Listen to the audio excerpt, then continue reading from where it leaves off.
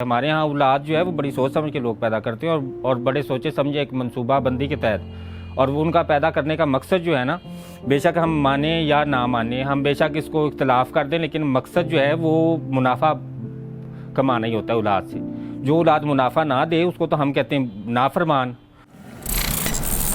मेरी बात सुनो, सिगरेट नहीं पिलाते थे, चाय पिला दो यार, कितनी ठंड लग रही है। हमारी जो मैंटेलिटी है ना, नेचुरल तौर पे मैंटेलिटी, वो है मुनाफाखोरी।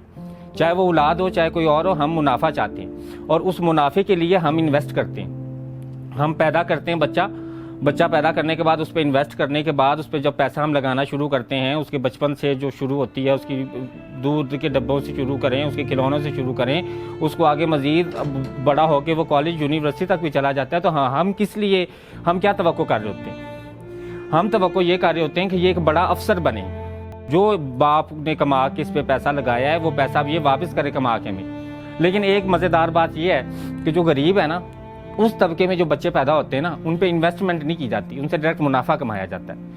मतलब कि आप देख लें कि बचपन में भी कोई उनको ना खिलौने मिलते हैं, बचपन में ना ही उनको गर्म कपड़े मिलते हैं, उन्हें कुछ भी नहीं मिलता। सिर्फ और सिर्फ वो माँ बाप की मुनाफाखोरी के लिए पैदा किए जाते हैं कि भी वो सुबह जाएँ और जाके कमा के ला के या बाप का नशा पूरा करें या ला के अपने घर में राशन लेके आएँ। और वो छोटे छोटे बच्चे आपको वर्कशॉप पे नज़र आते हैं, आपको घरों में नज़र आते हैं, आपको हर जगह पे नज़र आते हैं। और उनको देख के हम ये कह रहे होते हैं कि ये तो घर के बड़े हैं। वो घर के बच्चे ही हैं, बड़े कब हो गए वो? तो हम जो छोटी क्लास है, जो छोटा तबका है, वो तो बच्चे को 6-7 साल की उम्र में वो लगा देता है पैसे पे कि मुनाफा कमा के लाओ। और जब तक वो जिंदा रहता है वो मुनाफा कमाता रहता है। और अगर वो मुनाफा कमा के देने से इनकार कर दे, अगर वो मना कर दे, अगर वो अपनी जगह को चैलेंज कर दे, तो हम क्या कहते हैं? नाफरमान। ओए होए होए, अल्लाह ने तो कहा था उफ भी ना करना, तुमने उफ कैसे कर दी? फिर उसको इतना हम ज्यादा डराते हैं कि अब तो तुम्हारे ऊपर जन्नत वाजिब हो गई है, तुम तो अब जन्नत में जाओगे। गरीब लोगों के घरों में जाए ना तो उनके 10-10, 20-20 बच्चे होते हैं, 15 बच्चे, 10 बच्चे, 60 बच्चे, और हम माशाल्लाह कह रहे होते हैं। हम कहते हैं माशाल्लाह 15 बच्चे हैं गरीब के घर में, माशाल्लाह 20 बच्चे हैं गरीब के घर में। उस गरीब के पास बैठ के अगर आप कभी ये पूछ लेना कि भाई तुम इतने बच्चे तुमने क्यों पैदा किए, तुम ना पैदा करते, तुम गरीब थे, थोड़ा पैदा कर लेते, तो वो क्या कहेगा आगे से? अल्लाह ने जड़ियाँ रूहां दुनिया ते भेजनियां उन्हें आना ही, फिर मैं तो नहीं रोक सकता, मैं किवें रोकां? अल्लाह इन्हां दा जिम्मेदार, अल्लाह इन्हां दे रिज़्क भी जिम्मेदार, अल्लाह इन्हां दा जिम्मेदार। मेरी जिम्मेदारी कोई नहीं, मेरी जिम्मेदारी ना तो मुनाफा कमाना पर पैसे कमाने मेरी जिम्मेदारी। और इवन के गरीब की मेंटालिटी आप देख लें, लोअर मिडिल क्लास के जो बच्चे मर जाते हैं ना, रेप होकर जो मरते हैं, उनके भी वो पैसे लेते हैं, 10 लाख 15 लाख रुपया वो लेते हैं। गरीब के यहाँ ये होता है, हर गरीब के कहाँ होता है ये जाके देख लें। और ज़्यादातर पैसे इसलिए भी ले रहे थे कि इंसाफ नहीं मिलता उन्हें। तयबा तशद्दुद केस में उसके वालिदैन जिम्मेदार हैं और कोई भी जिम्मेदार नहीं। मेरा बच्चा जाके किसी की कोठी में काम कर रहा है, 7 साल का बच्चा, तो मैं जिम्मेदार हूँ ना उसकी, पैदा तो मैंने किया था। लोगों को तो मैं जाके बताती फिर रही हूँ कि इसको काम करने की जरूरत नहीं, इसका रिज़्क का जिम्मेदार तो अल्लाह ताला है। तो फिर आप ये अंदाजा करें कि कौन जिम्मेदार? मैं एक बच्चा है 7 साल का और मुझे पता है कि ये माशरा इतना खतरनाक है कि यहाँ पे बच्चा निकलेगा तो रेप होकर मर जाएगा, मैं जानती भी हूँ। और फिर मैं उसको एक घर में जाके भेज दूँ तो कौन कसूरवार है? मैं कसूरवार हूँ। हमारे यहाँ उस गरीब तबके से निकल के आगे लोअर मिडिल क्लास तबके में चले जाएं। मिडिल क्लास तबके में तो एक सिनेरियो डिफरेंट है, सबसे तकलीफ जिंदगी मिडिल क्लास तबका गुजार है हमारे। उस मिडिल क्लास तबके में अगर आप 4 बच्चे पैदा कर लेते हैं तो उनमें से जो बड़ा होता है उसकी जिम्मेदारी छोटों को संभालना होता है। उसकी जिम्मेदारी होती है कि भाई आप बाप के बाद तुम ही बाप का बाजू, उसको शुरू से सिखाते तुम बाप का बाजू, तुम बाप का बाजू, तुम बाप का बाजू। और वो बाजू को हम बाहर भेज देते हैं जलील होने के लिए। वो बेचारा बाहर कितनी मुश्किल से कमा रहा होता है परदेश में, ना तो उसके पास हुनर होता है ना उसके पास तालीम होती। बाहर भेज के सऊदी अरब में वो मजदूरी करता है बेचारा, सड़क पे वो सोता है। लेकिन हमारे घर में देख लें जो वो शहनशाह होते हैं, हमारा बेटा बाहर गया है, ठीक है हमने पैदा कर दिया, पैदा करके उसको हमने बाहर भेज दिया है, बाहर भेज के अब भाई हमारा तो मसला हल हो गया, हमें तो भाई मुनाफा बख्श चीज़ मिल गई है। अब वो वहाँ पे मरे, वो कटे, वो भूखा सोए, हमें आईफोन 11 वो पहुँचाए, हमारे घर में पैसे वो लाजमी पहुँचाए, छोटे भाई की फीस और कॉलेज की बाइक और उसका खर्चा वो ज़रूर पहुँचाए, ताकि जब घर वाले आके पूछेंगे भाई इतनी अय्याशी कहाँ से कर रहे हो, तो हम कहेंगे बेटा बाहर गया होगा।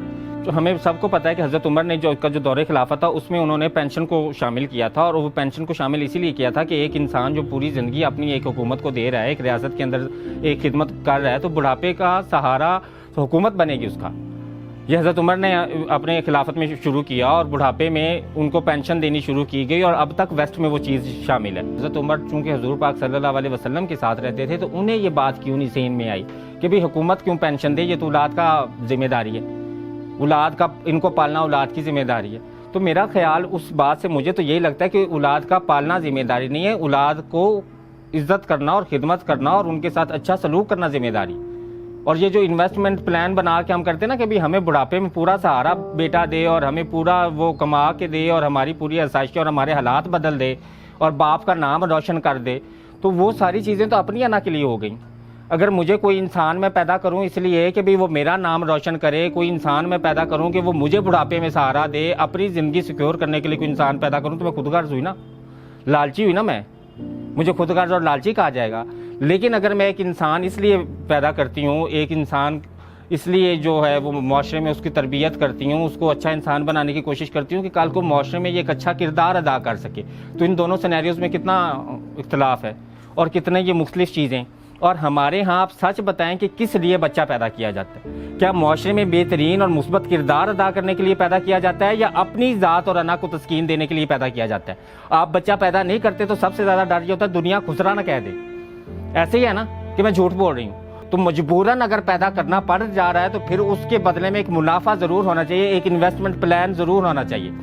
हमारे माँ बाप अपनी औलाद को अपनी मर्जी से शोबा चूज़ करने देते हैं? वो कभी भी शोबा चूज़ नहीं करने देते। उन्होंने पहले से सोचा होता है कि ये डॉक्टर बनेगा या ये सियासतदान बनेगा या ये इंजीनियर बनेगा या ये CSS का ऑफिसर बनेगा, क्योंकि ये जो 4 टर्म्स हमने आइडियलाइज किए ना औलाद को बनाने के लिए, इन चारों में मुनाफा ज़्यादा है, तो इसके अलावा कुछ बनने देते हैं हम?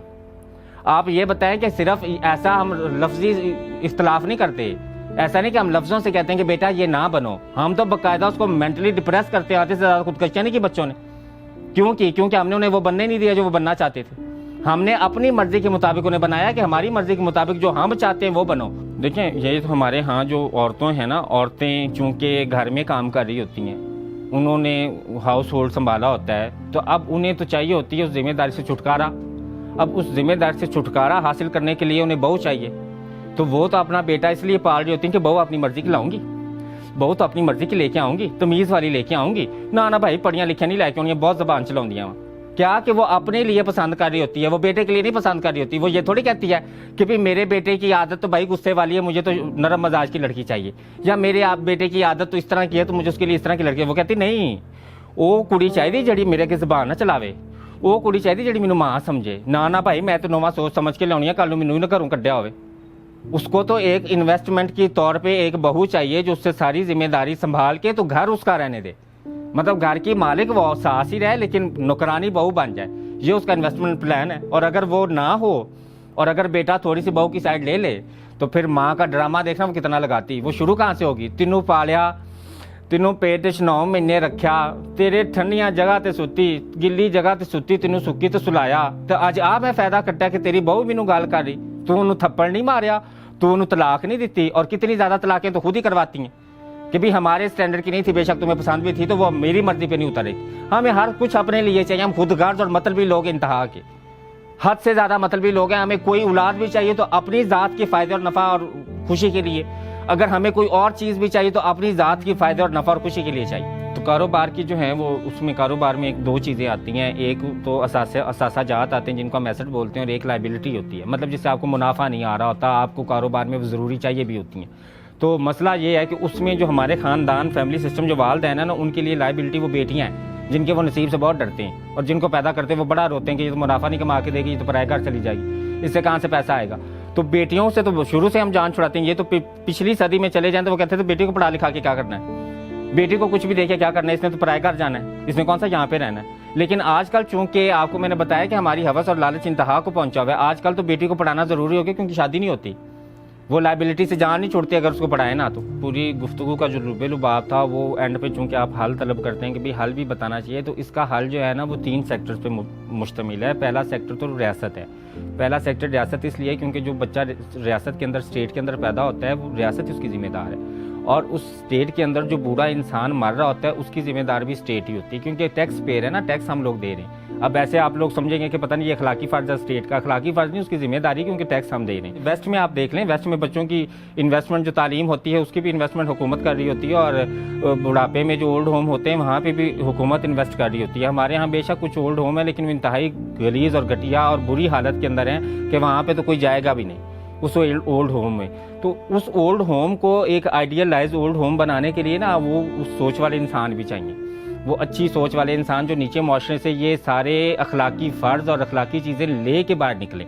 और जो माँ बाप हैं वो बच्चे अपनी खुदगर्जी के लिए मत पैदा करें। माँ बाप की जो जिम्मेदारी बहैसियत इंसान वो ये है कि वो जो भी बच्चा पैदा करें उसको एक मुस्बत किरदार माशरे में उसका बनाएं। बच्चे को अगर हम माशरे में मुस्बत किरदार अदा करना सिखा देंगे तो ओवरऑल माशरा बेहतरी की तरफ चला जाएगा। लेकिन अगर माँ बाप सिर्फ ये चाहेंगे कि भी हमारी खुदगर्जी और हमारी अना की तस्कीन बनी रहे तो फिर ऐसे बदल नहीं सकते हालात। एट द एंड मैं ये कहूँगी कि 3 शोबे हैं और तीनों शोबों को अपनी अपनी जिम्मेदारी निभानी पड़ेगी। जब ये आप निभाएंगे तो एक मुस्बत और बाकिरदार मुआशरा आपको मिलेगा।